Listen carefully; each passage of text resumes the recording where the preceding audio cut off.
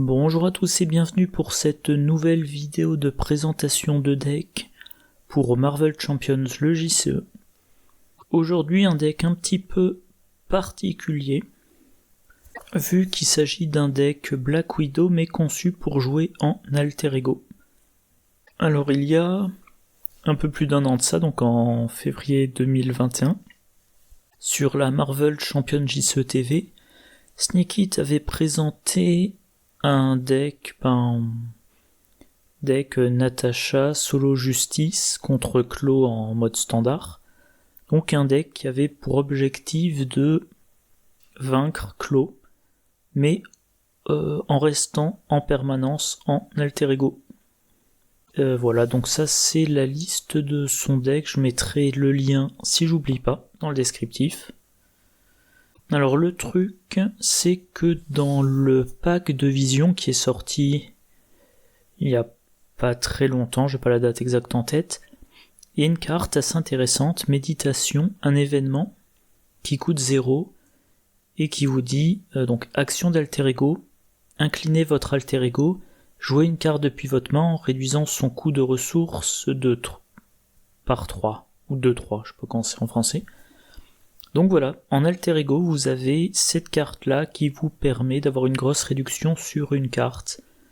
Et donc je me suis dit, bah tiens, si je faisais un deck et que le même objectif jouait uniquement en alter ego, en profitant de l'existence de cette carte-là, qui est un gros gain sur l'économie du deck. Alors le truc, avec cette logique, c'est que dans le deck de Black Widow, dans le set de Black Widow, sur les 15 cartes, il y en a beaucoup qui vont devenir concrètement inutilisables. Danse de la mort, présentant 2 exemplaires, voilà, action de héros, ça inflige des dégâts, action de héros donc on pourra pas le jouer. Attaque acrobatique, c'est une préparation. Danse de la mort, c'est un événement, donc la carte, elle fera des cycles de deck et elle servira concrètement de ressources. Attaque acrobatique, c'est une préparation, mais dont l'effet est une interruption de héros. Donc concrètement, on jouera cette préparation, elle restera sur table et elle sera jamais utilisée. Donc il y en a 2 exemplaires de cette carte. Le grappin, même idée que la carte précédente, c'est une préparation qui se déclenche en mode héros. Donc 2 cartes de plus qu'on jouera et qui resteront sur table. Le costume synthétique, plus en défense, si on n'est jamais en héros, ça ne sert à rien. Et une réponse de héros. Morsure de la veuve, une autre préparation qui se déclenche en mode héros. Et alors j'avais fait le compte, ça fait donc 1, 2, 3, 4, 5, 6, 7, 8, 9 cartes sur les 15 de son set qui ne seront pas utilisables dans ma logique du deck. Deck qui est concrètement celui-ci, 42 cartes, carte justice, et je vais parler de comment ça marche. Première chose, comment gérer la menace. On a, pour commencer, contre-espionnage en 3 exemplaires. Alors, contre-espionnage, c'est une préparation. Voilà, donc contre-espionnage, c'est une préparation justice, elle coûte 2, un max par joueur, interruption, quand n'importe quelle quantité de menace est censée être placée sur la manigance principale, défaussé contre-espionnage, prévenez 3 de ces menaces. Donc, phase du méchant, première étape, on met une menace sur la manigance. Deuxième étape, le méchant manigance. Si on a une copie de contre-espionnage, on peut automatiquement la défausser pour prévenir 3 des menaces. Donc si le méchant, il avait manigancé 3, on rajoute pas de menace. S'il avait manigancé, mettons, de 5, on en rajoute 2 au lieu de 5. Ce qu'il y a, c'est que dans le set de Black Widow, il y a le soutien refuge numéro 29 qui dit action d'alter ego, inclinez le refuge numéro 29 et choisissez une carte préparation dans votre pile de défausse. ajoutez à votre main la carte choisie. Donc dans le deck de 42 cartes, on a 3 cartes qui permettent de prévenir la pose de 3 de menaces, et on a le refuge qui permet de récupérer dans la main un exemplaire qui est dans la défausse. Autrement dit, on a de bonnes chances de pouvoir à chaque phase du méchant prévenir 3 menaces. On a les bracelets de Black Widow en double. C'est une action un effet de ressource, incliner le bracelet de Black Widow, générer une ressource libre pour une carte préparation.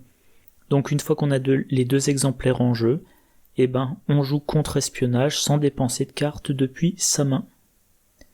Sachant que la réaction de Natasha Romanoff, préparatif de mission, réponse après avoir joué une carte préparation, piocher une carte, limite d'une fois par phase. Du coup, vous utilisez le refuge, vous récupérez une copie de contre-espionnage depuis votre défausse, vous la mettez dans votre main. Vous utilisez vos 2 bracelets pour poser contre-espionnage, puis vous piochez une carte. Donc vous avez gagné une carte. On a sous surveillance qui va être attaché à la manigance principale pour augmenter de 4 le seuil. Et je me rends compte qu'il manque une carte quand même bien importante, c'est bien sûr Opération secrète. C'est dans le set de Black Widow en 2 exemplaires, un événement qui coûte 3, action contre, retirer 4 menaces d'une manigance, désorienter le méchant. Cette carte-là n'a pas une action de héros, une action, donc jouable en alter ego.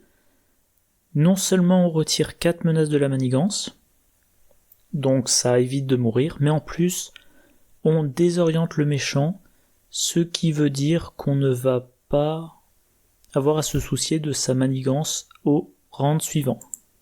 Voilà, alors bien évidemment on a aussi 6 alliés dans le deck et certains ont des valeurs de contre de 2. Donc ça servira aussi pour contrer. Ensuite on a les dégâts. Comme on ne va jamais passer en face héros, Black Widow n'attaquera jamais. Donc il faudra utiliser d'autres cartes pour faire les dégâts. Dans le deck on a Venom, un allié justice, il coûte 4, 2 de contre avec 2 dégâts consécutifs, 3 d'attaque avec 2 dégâts consécutifs, 4 points de vie, très gardien. Tant qu'il n'y a pas de menace sur la manigance principale, diminuer la quantité de dégâts conséquentiels que subit Venom de 1. Donc si vous arrivez à retirer toute la menace qu'il y a sur la manigance principale, il a du coup 2 de contre avec 1 dégât consécutif et 3 d'attaque avec 1 dégât consécutif. Donc en l'état, si on arrive à bien gérer la menace, à 4 reprises, il va attaquer de 3. Mais dans le deck, on a également 2 copies de premier soin. Donc pour une ressource, on va soigner 2 dégâts de n'importe quel personnage, notamment Venom. Donc si on arrive à faire tourner le deck assez rapidement, on joue une fois Venom et ensuite, à chaque round, il fait ses 3 dégâts. Si je reprends l'exemple de Claw, il va falloir utiliser un effet pour faire sauter le tenace du garde blindé, et ensuite une attaque de Venom pour tuer le garde blindé. On a Machine Man. Alors là c'est une carte récente donc il n'y a pas l'image. Un allié basique qui coûte 2, qui a 3 points de vie, qui a 1 d'attaque et 1 de contre, les deux avec 1 dégât consécutif. Interruption, quand Machine Man attaque ou contre, dépensez jusqu'à 3 ressources de n'importe quel type, il gagne plus 1 de contre et plus 1 d'attaque pour chaque ressource dépensée de cette manière. Dans le deck on a les 3 ressources doubles, donc on attaque avec Machine Man, on dépense 2 ressources, on pourrait techniquement dépenser 3, mais là avec une seule carte de ressources doubles, ça fait 2 ressources, et si on a dépensé 2 ressources, il a plus 2 en attaque, donc il attaque à 3. Il a 3 points de vie, donc on peut le faire à 3 reprises, voire plus, si on le soigne avec premier soin. À noter aussi que dans le deck j'ai mis une copie de Reboot. Reboot, un événement basique qui coûte 1. Action, redresser un personnage Android ami et soignez-le de 1 dégât. Donc Machine Man, vous attaquez, vous dépensez jusqu'à 3 ressources pour qu'il gagne autant d'attaques. Donc il peut faire une attaque, il peut faire 4 dégâts avec son attaque, on le soigne, donc ça revient à annuler le dégât consécutif de sa première attaque, on le redresse et il peut de nouveau attaquer, si on a assez de ressources, il peut de nouveau faire jusqu'à 4 dégâts. Alors pour rappel, l'ennemi Némésis de Black Widow, c'est Taskmaster, il a 4 points de vie. Donc si on s'en donne les moyens, on paie 3 ressources, une attaque de Machine Man et Taskmaster est vaincu. Et je vérifie rapidement MODOK. MODOK a 8 points de vie. Ah oui voilà, c'est pour ça, c'est parce qu'il a... que je dise pas de bêtises. Si Machine Man attaque MODOK, il est vaincu entre le dégât consécutif et la riposte. Voilà, c'est pour ça que je l'ai pas mentionné. Toujours dans les cartes qui nous servent à combattre, on a tout simplement le soldat de l'hiver, l'allié signature de Black Widow qui a un contre de 2, une attaque de 2 à chaque fois avec un dégât consécutif et 4 points de vie. Donc 4 fois 2 dégâts, ou plus si on le soigne. On a Nick Fury, le grand classique. Il a une attaque de 2. Et enfin, on a Quake. Alors Quake, une alliée 2-1-2-2, réponse après qu'un sbire a manigancé, incliné Quake, infligé 2 dégâts à ce sbire. Étant donné qu'on sera tout le temps en alter ego, à chaque phase de méchant, les sbires maniganceront, donc à chaque phase de méchant, Quake aura l'occasion de faire 2 dégâts à un sbire, si un sbire en jeu bien sûr, sans se prendre de dégâts consécutifs.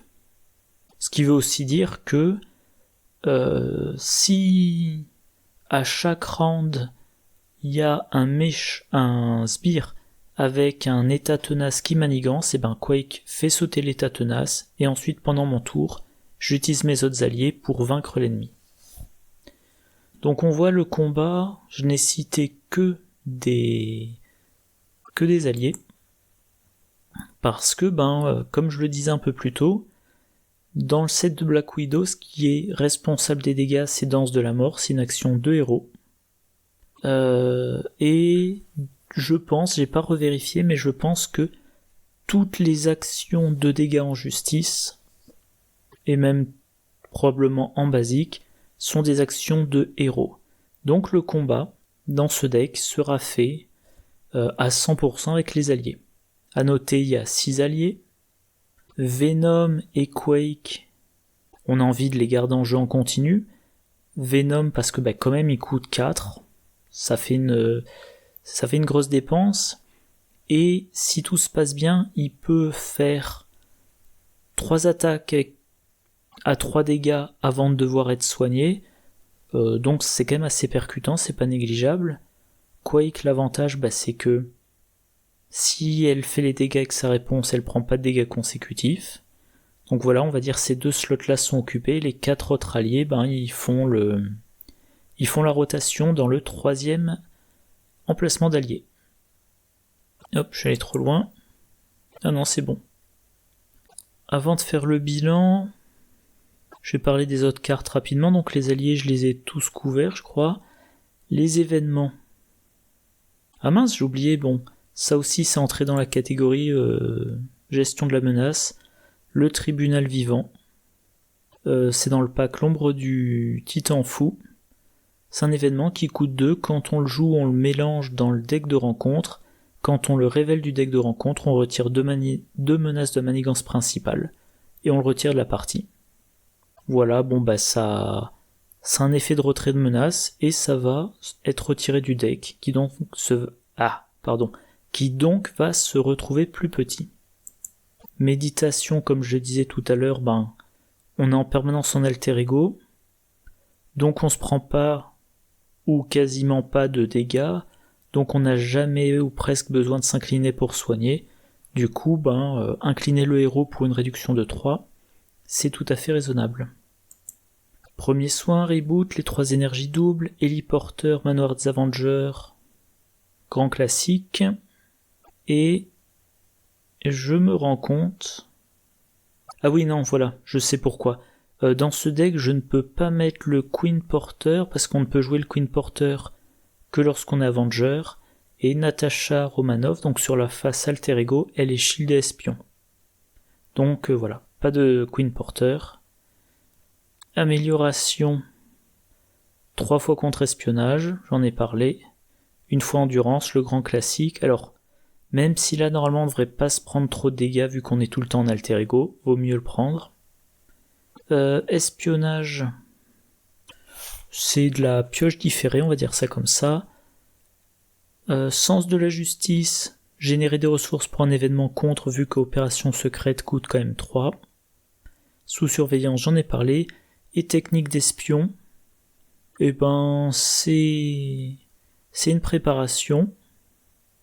Ça reste en jeu. Quand on révèle une carte rencontre, on défausse technique d'espion, on annule les effets de la carte et on la défausse. Ensuite on révèle une autre carte. Eh ben, j'en ai 3 copies sur un cycle de deck rencontre, ça me permet d'annuler l'ombre du passé et les 2 exemplaires de avancée, par exemple. Donc voilà, ça permet de mieux résister au deck de rencontre. Et du coup, si je fais, je crois que c'est là le bilan du deck, alors je vais quand même agrandir, voilà, pour que ça soit plus lisible pour vous et pour moi. Donc on a un deck de 42 cartes au total. On a 15 cartes qui restent en jeu une fois posées. Alors ces 15 cartes là, il va s'agir des soutiens, il va s'agir des améliorations qui normalement restent en jeu, comme par exemple l'endurance, ou comme sous surveillance, mais alors je sais plus si j'avais compté mes 2 alliés que je ne compte pas laisser mourir de leurs dégâts consécutifs, mais ça comptabilise aussi les 1, 2, 3, 4, 5, 6 améliorations de Black Widow qui ne seront jamais utilisées parce qu'elles ont des réponses de héros. Donc la carte Tribunal Vivant qui est retirée du deck une fois jouée, ça veut dire qu'il n'y a plus que 26 cartes en rotation. C'est-à-dire des cartes qui vont être dans ma main, qui vont être jouées, qui vont partir dans la défausse, qui vont être remélangées dans la pioche, puis qui vont tourner comme ça. C'est pas énorme. Et je disais, voilà, voire 24 si on maintient 2 alliés en jeu. Les alliés étant Venom et Quake. Ah, j'ai oublié de corriger. Oui, j'ai oublié de mettre à jour. Donc, parmi ces 26 cartes, on a 8 préparations utilisables. Contre-espionnage, espionnage et technique d'espion. On a 2 cartes qui sont complètement inutiles, sauf comme ressources, les 2 exemplaires de Danse de la Mort. Et on a 17 cartes autres, les ressources, les alliés, le soin, etc., etc. Niveau pioche, comme on est tout le temps en alter ego, on a une taille de main de 6, donc à chaque fin de phase de héros, on pioche 6 cartes. On a le manoir des Avengers qui fait la pioche d'une carte. La réaction de Natasha Romanoff fait que à chaque round on pioche une carte à partir du moment où on joue une préparation à chaque phase de héros. Chaque fois que Nick Fury arrive en jeu, on peut piocher 3 cartes. 23 cartes à piocher. Comment je suis arrivé à 23 cartes? Je sais pas, Ah oui, voilà. Donc 26 cartes en rotation. Nick Fury fait piocher 3 cartes par rotation de deck. Donc ça laisse 23 cartes à piocher à la fin des phases de tour. 23 divisé par 8. Donc ça veut dire qu'une rotation de deck se fait tous les 3 tours. Sachant qu'on a 2 fois opération secrète et que chaque fois qu'on joue opération secrète, on va désorienter le méchant. On a normalement le méchant va manigancer une seule fois par rotation de deck. Et ouais, j'avais préparé là, donc Tribunal Vivant, j'en ai parlé, premier soin et reboot pour maintenir en vie les 2 alliés, Manoir des Avengers pour piocher une carte par round, ce qui veut dire concrètement qu'à chaque round on pioche 7 cartes. La réaction de Natasha, ce qui veut dire qu'à chaque round, concrètement on pioche en fait 8 cartes. Nick Fury, on pioche 3 cartes par rotation de deck. Espionnage, tiens j'ai oublié de le mentionner. J'ai l'impression que j'ai pas la version la plus récente. Donc oui, espionnage, c'est une préparation, je vais la jouer pour 1. Interruption, quand le mot-clé renfort d'une carte rencontre est censé être résolu, défausse espionnage, piocher 2 cartes. Il y a un certain nombre de cartes rencontres qui disent, je crois notamment la carte assaut, qui disent action de héros, il se passe tel truc, action d'alter ego, cette carte à renfort. Donc dès que je peux, je joue espionnage. C'est une carte que j'ai sortie de ma main. A priori, pour payer, il a fallu que je sorte une autre carte de ma main, ou que j'utilise les bracelets de Black Widow. Mais dès qu'il y a un effet renfort, je défausse la copie d'espionnage que j'ai, voire les 2 copies d'espionnage que j'ai, et je pioche encore d'autres cartes. Donc voilà, on a 23 cartes à piocher, que 19 si les 2 copies d'espionnage ont été utilisées. Donc voilà, oui, on est sur du 3 rounds. Voire même, on tape sur une rotation de deck tous les 3 rounds. Et je crois que c'est tout ce que j'ai à dire sur le deck. Si on regarde les graphiques, 10 ressources physiques, 11 ressources mentales, 9 ressources énergie, seulement une ressource libre, celle du soldat de l'hiver. Donc quand il s'agira de payer une ressource de chaque, on aura des cartes, même si au premier coup d'œil, les améliorations, on a beaucoup de physique et d'énergie. Donc ça sont des ressources qui seront en jeu et qui resteront. Par contre, les ressources qu'on aura facilement en main, ça sera surtout du mental. Niveau coût des cartes, la plupart, le coût le plus fréquent c'est 1. Sachant que, alors oui, on n'a que 3 ressources doubles, on n'a pas d'autres cartes ressources, mais on a les bracelets pour les préparations, et on a 2 copies de méditation pour baisser le coût de certaines cartes. Donc par exemple, quand on a Nick Fury en main, on utilise méditation, on incline Natasha Romanoff, on sort une autre carte de la main, et on a notre Nick Fury, qui donc a fait sortir 2 cartes de la main. Seulement, et pas 4. Voilà. Bon voilà, je crois que j'ai dit tout ce que j'avais à dire sur le deck. Je compte le jouer prochainement, je sais pas trop quand, soit le week-end qui vient, soit celui d'après. J'essaierai d'enregistrer 1 ou 2 parties en solo expert. Peut-être que je réfléchisse, peut-être du Claw plus Siège de l'Apocalypse. Peut-être, alors je réfléchis, qu'est-ce qu'il y a comme scénario intéressant ? Un scénario qui soit à la fois sympathique et pas insurmontable. Peut-être Fuir le musée, c'est un scénario que j'aime bien, contrairement à Infiltrer le musée. Enfin voilà, je vais y réfléchir.